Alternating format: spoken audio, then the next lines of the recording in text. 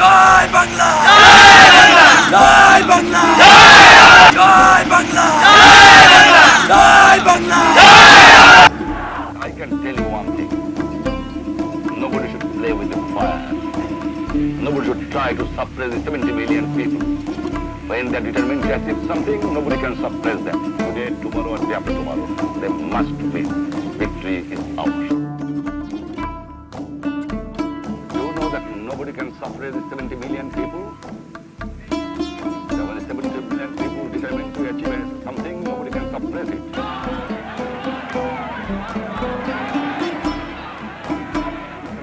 Anymore, all this, everything is collapsed. There is no administration. The people are obeying my order, not their order.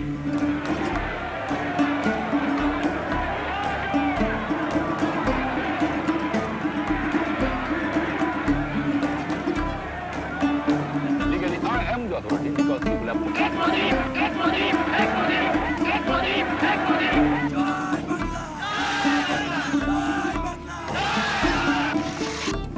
My name is Namia Akhtar. I am from Bangladesh and I am studying here at University of Heidelberg at the Zurabin Institute, majoring in political science and history.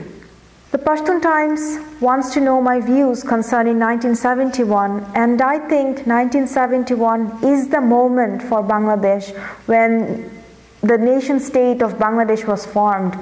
It was a turning point for realizing Bengali nationalism, for the aspirations of Bengali nationalism in Bangladesh. But Bengali nationalism did not start from 1971. It had its roots in the Pakistani oppression, and it happened as a result of years of accumulated grievances. In undivided India, the Muslim population always remained underrepresented. And when India was partitioned in 1947, East Bengal, which had a Muslim majority population, joined the newly formed state of Pakistan. But West Pakistan and East Pakistan were not only geographically separated by 1,000 miles, culturally and linguistically they were different too. There were two different nations from its beginning, since its inception. And Pakistan tried every possible mechanism to ensure that the Bengalis were politically repressed as well as culturally and economically exploited. Even though Bengalis constituted of nearly 70% of the population of East Pakistan, they were denied political representation. East Pakistan largely operated as a Pakistani colony where the resources were clearly transferred from East Pakistan to the Western Ring. Well, in 1948, when Jinnah declared Urdu will be the only national language of Pakistan, he clearly divided Pakistan, because Pakistan even today is a country where many different languages are spoken. Bangla is a very important language for Bengali identity, and the Pakistani government tried all sort of mechanisms to ensure that the Bengali identity is repressed. He imposed a ban on the songs of Rabindranath Tagore, and Pohela Boishakh was banned. But then again, as a result of that, as a result of all this Pakistani cultural repression, what happened is that these practices, these Bengali practices that were not very prevalent in the Bengali society, actually became more louder and began to be celebrated in a way that was never celebrated before. So Bengali nationalism in a way enhanced its aspiration. It's a fact that Pakistan politics, as it was in the past and as it is today, are very clearly Punjab dominated politics. And in the past the Bengalis were repressed, and the Bengalis are very lucky to have their own nation state. But the Baloch, what we see happening in Balochistan today and what we see happening in Pashtunistan today is clearly an oppression and repression of the people. But East Pakistan was very lucky because they were separated by 1,000 miles, and the people of Balochistan and Pashtunistan are not so lucky because they are confined within one geographic territory. Bangladesh today has economically progressed way beyond Pakistan, and creating a nation state is not a very easy affair. There are certain costs that needs to be made, and the Bengali people were ready to make that sacrifice for realizing the aspirations of a separate nationhood. They're ready to pay for that. And yes, there was terrible atrocities, and even during the war, the Pakistani military did all kind of brutal oppression, and they checked the men if they were properly circumcised or not. They would go and they would just check that in front of other people. And not only that, they systematically targeted, tortured women and raped them during the war. Many women were gang raped, and then they made all the women naked, just the way, just the way Hitler did to the Jewish women. And they cut like private body parts of women and they played games with it. That was the extent of their brutal oppression. I mean, these were the kind of people who had no humanity, who had no feelings for anyone. They were merciless. And I have heard stories of my mother. My mother told me stories when I was young that the Pakistanis would go from one house to another in search of young women, and whenever they would see these young women, they would just take them with them and rape them and gang them. But the thing is, what I do not understand about Pakistan is that Pakistan constantly denies that there was a desire for the Bengali, that Bengali people wanted a separate nationhood, and they basically think that the formation of Bangladesh was an Indian conspiracy. And I want to say that it was not an Indian conspiracy. Clearly the nation state was formed because there was oppression and repression of the Bengali people. There was a repression of language, there was a repression of culture and economy, and because of all these reasons, a new country was formed. And it is also attributed largely to a failure of Pakistani federalism. I mean, East Pakistan, Sheikh Mujibur Rahman wanted regional autonomy for East Pakistan, but it was clearly denied by the Punjab dominated by the Punjabis, by the Punjab dominated political mindset of Pakistan. So as a result of all this, a new state was formed. In Bengal, the Islam was actually syncretic in character. It was not the Islam that was practiced in Pakistan. It was very syncretic. It adopted some of the customs of the local religions. And they actually looked down on the Muslims of East Pakistan. They were actually considered lesser Muslims, inferior Muslims. And they believed that it was actually okay to kill these Muslims because they are lower Muslims and they integrate with the Hindus. And Pakistan, the idea of Pakistan is that it is an exclusive Muslim state. It does not believe in the rights of other minorities to exist. And since Bengalis are lesser Muslims, according to the Pakistani mindset, it was okay to kill them in the most horrific way possible, because they believed it was a fulfillment of their, quote, religious duty, religious obligation. That was how they viewed it. The Pakistani leadership, Ayub Khan, Yahya Khan, they were clearly not trying to come to any political settlement with East Pakistan. And whenever someone from East Pakistan got elected, they were always trying mechanism, always finding excuses to make sure that that person does not become the prime minister.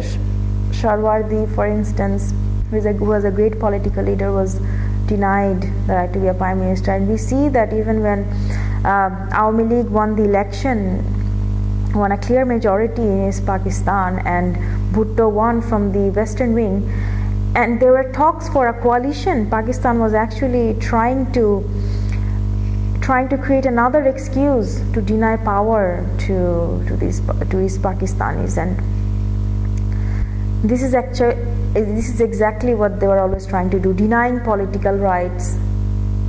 I mean, Jinnah was partially responsible, but it was basically the military that was largely responsible for the war that took place. In the case of Pakistan believed that because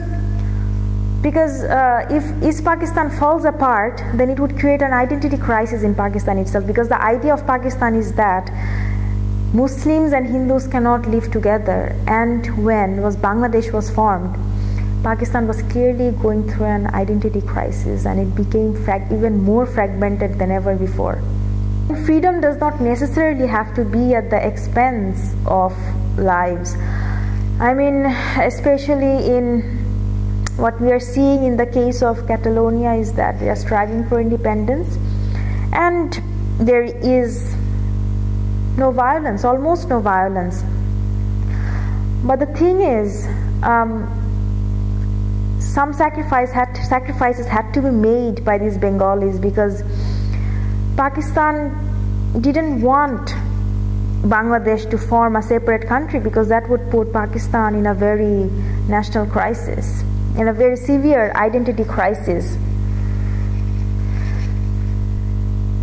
So that is why all this violence was conducted today. I mean, when you don't want a part of your country to be separated and form a different nation, what you do is, what the state does is, the state legitimizes violence in the most brutal forms.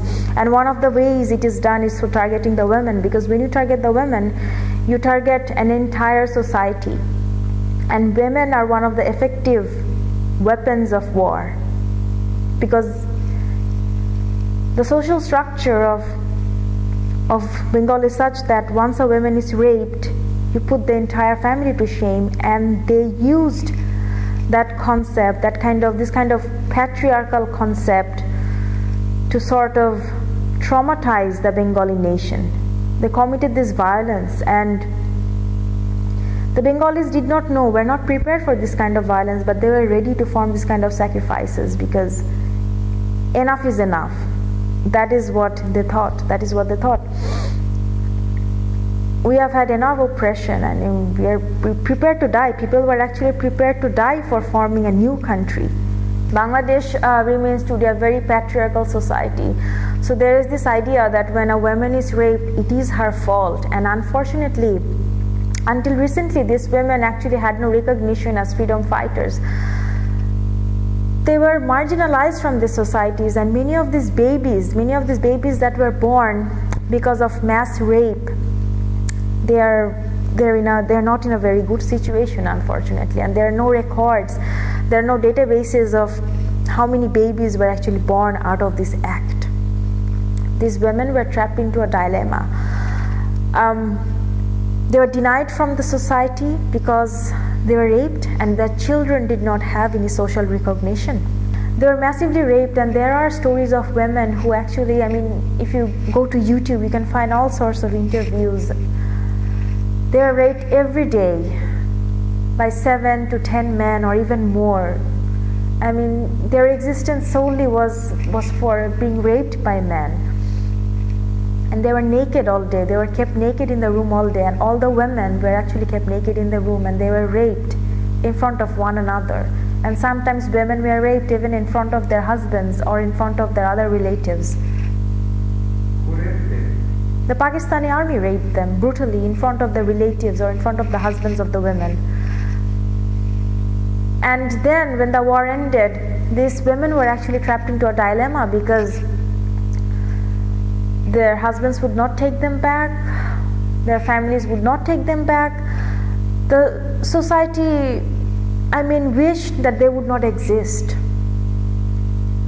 And this kind of mentality existed for a long time, until recently, when the government actually recognized that these women, the women who were raped during the war, should be recognized as freedom fighters. And I think they should. First of all, they were traumatized by the military, and then they're traumatized by the society, because the society did not accept them for long, because they were raped by men, which is quite unfortunate.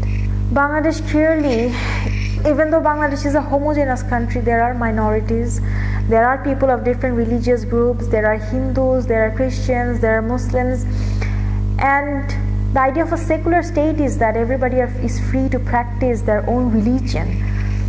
And I think that is very good because you are inclusive of everyone. The Pakistani mindset and the Bangladeshi mindset is completely different. Bangladesh is founded on the principle of inclusiveness, on the principle of secularism, on the right of existence of minorities. And Pakistan is clearly a state that is formed on the foundation that only Muslims have the right to exist. The minorities do not have a right to exist, and it clearly is a state that imposes Urdu on the minority population, a very repressive state that is not very secure about its own identity. We want justice. We want the punishment of the war criminals. And the Pakistan government should hand them over to the Bangladesh government for the trial to proceed. And I of course do believe that Pakistan should apologize to Bangladesh for the repression in 1971 and for continuing to support Jamaat-e-Islam and for conducting terrorist operations in our country. I mean, they have to apologize, and at the same time Bangladesh needs, there was certain compensation, monetary compensation that the Pakistani government should hand over to Bangladesh. I mean, we do not want a hostile South Asian neighborhood, and it is time that Pakistan solves this issue, comes out of this narrow-mindedness and sort of develops strengthens its relationship with Bangladesh so that we can actually sit together and have a peaceful neighborhood. Nobody wants to have a hostile neighbor. The Pakistani history, the history that is taught in the Pakistani school clearly ignores the 1971.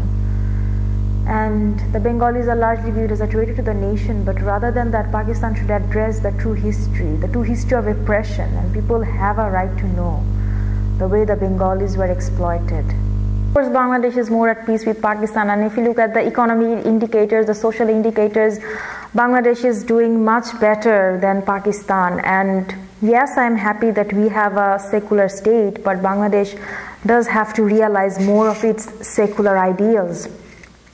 Pakistan is formed basically on the principle that Muslims and Hindus cannot live together, and to a larger extent it represses not just the religious minorities. By religious minorities I mean the non-Muslims, but also the ethnic minorities. And Ethnic minorities, what? By ethnic minorities I mean the Balochistan, in Sindh, Pashtun, and also in the other provinces. I mean, the politics in Pakistan remain largely Punjab dominated, where the other, who are non-Punjabs, do not really have much political representation. And in Bangladesh, well, we have more political representation, and that is the reason I think I want to be a part of Bangladesh, because it is secular, and it is where you have the ideals of democracy is realized. But Pakistan is an atomic power. Atomic power does not, atomic bomb, I mean, North Korea is also an atomic power, but I don't know how many people would want to live in North Korea. Pakistan is not like North Korea, but it is certainly is an example of a failing state, and nobody wants to be a part of a failing state. Pakistan is not a homogeneous society. I mean, there are many different states, many different ethnicities. For instance, we know about the Baloch conflict, the conflict in Sindh, and the conflict in Pashtunistan. And this actually makes Pakistan a very fragmented society. And these are the people who are, some of the states are actually striving for independence, and some strive for regional autonomy. But what Pakistan is doing is clearly repressing them, denying freedom of speech. And it is largely because of the oppression of the state repression that political instability is actually being caused. I mean, if these people, if a political negotiation was, if the government really negotiated with these groups, then I think a lot of these political issues could have been solved. But what the government is doing is imposing its own ideals on the other people, and that is making the Pakistani state highly unstable.